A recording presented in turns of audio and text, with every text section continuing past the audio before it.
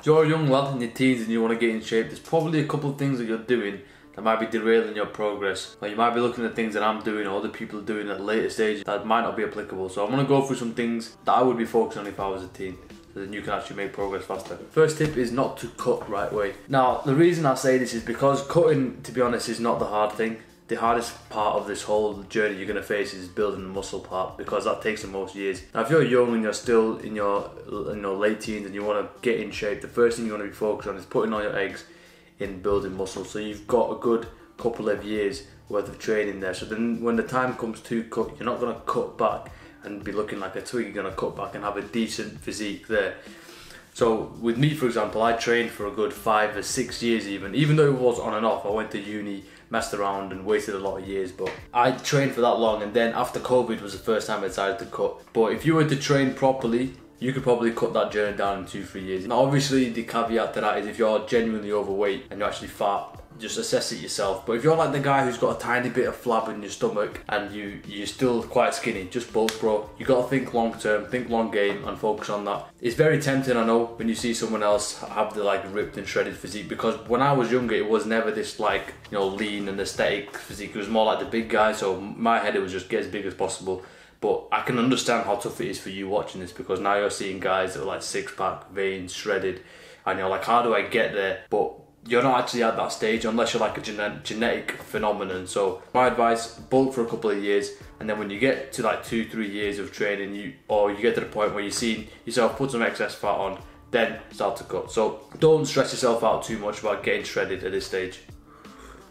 Next point is to control the meals that you actually can. Bro, I'm gonna absolutely destroy my Mac if I drop this cup of tea. Now I know it's hard when you're at home, to be honest, to like control every single meal. You don't have the freedom that you would have if you're living on your own, and I do understand that because I was there. I made like a little deal with mum. I told my mum, I'll eat one of your meals a day, but the rest of the meals I want to be able to eat myself. And I wasn't like tracking, I don't think I was tracking or anything like that. I just made it very simple, very basic in my head, just to get more protein in my diet. That's literally all I did. And start eating a little bit healthier. So what you can do is, instead of the morning of having cereal, just have some eggs in your lunches. Go take a pasta, chicken pasta, or some wraps, or like a good sandwich. And I remember in school as well, I used to, you know, like bag of peanuts. I used to take some peanuts and put it in like a clear plastic bag. And everyone took the piss out of me at first, and I was just munching them at break. And then next thing you know, after a couple of weeks, I'm seeing other guys do it as well, because I was just in my head. I was like, let me think about the best ways I can get protein in, best ways I can get protein in. And my dad used to be like one of those protein shake or steroids. He'd just be like, yeah, if you're on protein shakes or steroids, don't do it. If you're brown, you probably have experienced something like this before. So what I did was, I used to dash my protein shake, like hide it inside my cupboard, like behind my clothes, and secretly at night time I'd have a protein shake as well.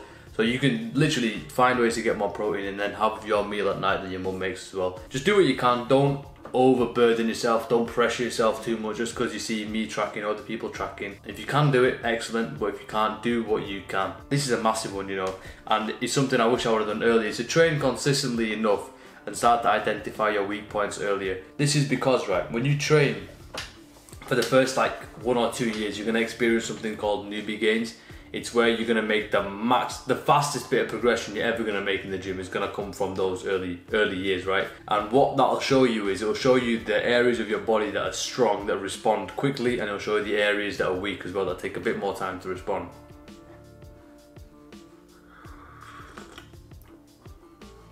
Now this is deadly if you know about it, because if you find the areas that are weak early on, you're going to have an extra couple of years to start hitting those, maybe adding some more reps, adding some more sets, adding some more exercise, or creating a program that's more tailored to that. So for me, for example, my decent areas, like, I don't know, my lats and maybe my chest.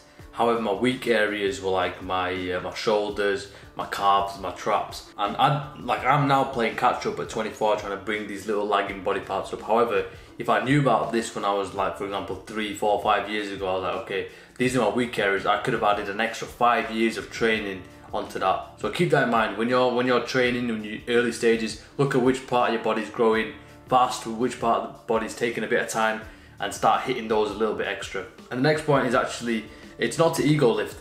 I'm completely guilty of this, right? When I was younger, the main thing I was focused on is doing like 1 rep maxes and trying to lift weight as much as possible, because you get like some guy coming up, oh bro, you're well strong, mate, that's sick, that's sick. Except I wasn't really making much progress with my physique.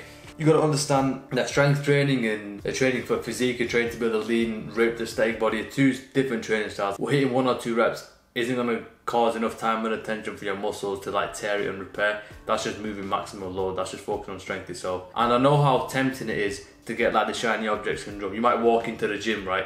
You're probably skinny, not ripped or anything yet, and you see some guy lifting 3 plates on a bench press. This is the thing. Now automatically you're like, well, I want what he wants, but you forget what your end goal is, to have the lean and ripped physique, which will come if you stick to your plan. I'm fully guilty of this, right? I have this thing where I tell myself I'm gonna grow this one hairstyle, and I'll do it for a little bit, and I'll see some guy somewhere online or in real life, and okay, his hair looks pretty cool actually. Next thing you know, I'll just go and cut my hair and get it. I've been trying, I told myself, oh, I'm gonna get longer hair, get a wavy hair.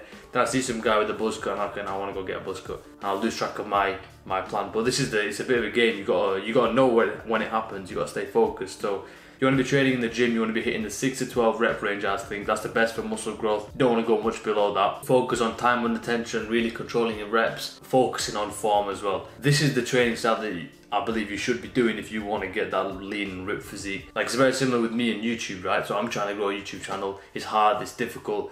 And next thing you know, someone else is like, oh, why don't you jump on this platform and try this? Or why don't you try this technique or that technique? Or why don't you talk about this and that and that? And I'm like, well, I don't have the energy and the effort and the hours to study all these different things and excel in all these different venues. So I've got to lock in on one and make sure I do my best at this one thing. The same way, if you want to get ripped, if you want to get lean, if you want to get that top 1%, you know, Fight Club physique, you're going to have to lock into this one thing. And maybe once you've achieved it, you can think about moving on. But that's how it was for me anyway. My focus was building a nice ripped physique. I locked in on that. So that's what I'd advise at this stage. Don't ego lift, don't look at other people. Stick to your game plan. And I promise you, stick to it long enough, you will get there. It's literally the same as, it's gravity, bro. If I drop this phone and catch it, boom. It's science. It's literal science. If you stick to good nutrition, good sleep, good training plan, focus on time and attention, bulk, and then cut at the right time, you're gonna get there. You're gonna get there. But now it's being patient, it's having a mindset of, okay, I'm gonna do the work, I'm not gonna get distracted. And once I'm at that point, I'll think about what to do next. And as always, bro, you know the message. Keep building, keep progressing. I'll catch you in the next one.